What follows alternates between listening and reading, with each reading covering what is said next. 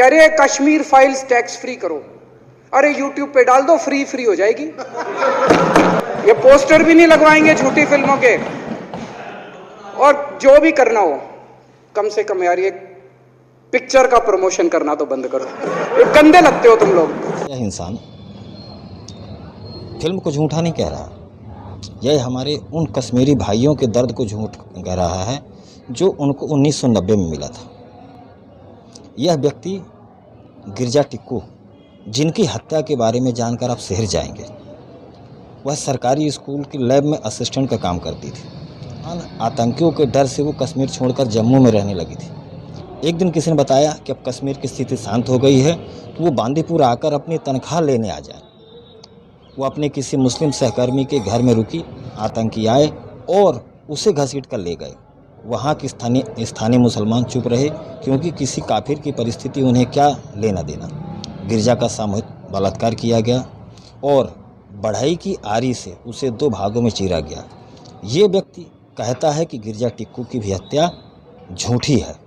यह इंसान यह कहना चाहता है कि 4 नवंबर 1989 को जस्टिस नीलकंठ गंजू को दिन दहाड़े हाईकोर्ट के सामने जो गोली मारी गई थी वह भी झूठ है, क्योंकि उन्होंने गलती किया थी। एक आतंकी मकबूल भट्ट को, जिसने इंस्पेक्टर अमरचंद की हत्या की थी, उसे फांसी की सज़ा सुनाई थी। अर्थात जस्टिस नीलकंठ गंजू की भी जो हत्या है वह झूठी है। यह इंसान यह कहना चाहता है कि 7 मई 1990 को प्रोफेसर KL गंजू और उनकी पत्नी को आतंकियों ने मार डाला और उनकी पत्नी का मारने से पहले सामूहिक बलात्कार किया। और यहाँ तक कि 1990 को अनंतनाग जिले में एक दुकानदार PN कौल की चमड़ी जीवित अवस्था में उतार दी गई और उसे मरने के लिए वहाँ पर छोड़ दिया गया और 3 दिन बाद उसकी लाश मिली। यह भी सारी चीज़ें झूठी हैं। यह व्यक्ति यह भी कहना चाहता है कि तेज कृष्ण रायदान, जो उनके पुराने किसी सहकर्मी ने उनको श्रीनगर आने को बुलाया था और उन दोनों को लाल चौक पर मिनी बस में जो बैठे हुए थे, रास्ते में उन्हें गोली मार दी गई। और सिर्फ गोली भर नहीं मारी गई, उनकी लाशों को वहाँ के लोकल लोगों से लातों से मरवाया गया। यह भी घटना झूठी है।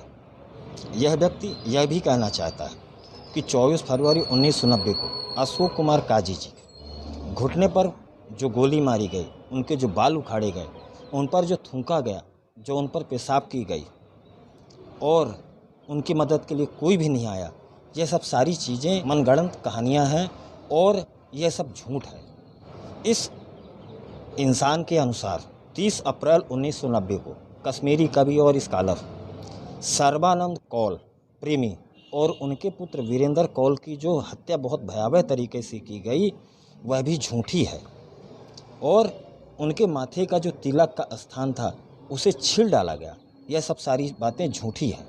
यह व्यक्ति सिर्फ फिल्म भर को नहीं झूठा कह रहा, यह व्यक्ति हर उस हमारे जख्म को झूठा कह रहा है जो हमें जनवरी 1990 में मिले या उससे 3 साल पहले से हमें मिलते आए। हमारे लाखों कश्मीरी भाई जो वहाँ से भगाए गए, यह उनको भी झूठा कह रहा है। यह उस चीज़ को भी झूठा कह रहा है जो हमारी माताओं बहनों का बलात्कार हुआ, यह उसको भी झूठा कह रहा है जो हमारे भाई उस ठंडी के महीने में, जनवरी की ठंडी के महीने में, वहाँ से वह भागते गिरते पड़ते वहाँ से बच कर के आए।